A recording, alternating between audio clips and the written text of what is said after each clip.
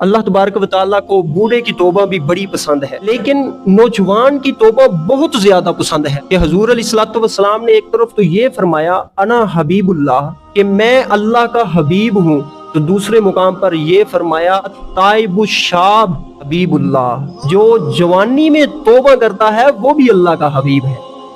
जो जवानी में अपने आप को मसल्ले पर ले आता है, जो जवानी में तहज्जुद गुजार बन जाता है, जो जवानी में अपने आप को पंजगन्ना नमाज का आदी बना लेता है, जो जवानी में अपना दिल अल्लाह के साथ लगा लेता है, वो भी अल्लाह का हबीब है, वो भी अल्लाह का दोस्त है।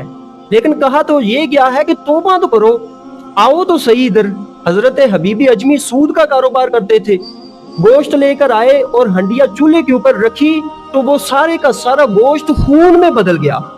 उनकी बीवी ने कहा कि मैं मना नहीं करती थी तुझे, सूद का कारोबार छोड़ दे, अब देख ये तेरा कारनामा, ये गोश्त खून में बदल गया है।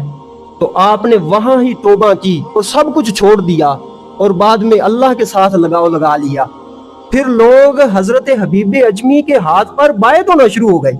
हजरत हबीब अजमी नमाज पढ़ा रहे थे, हजरत हसन बसरी जो थे वो वजू उन्होंने लंबा कर दिया कि ये अजमी है, मैं अरबी हूँ, इनकी किरात पता नहीं कैसी है।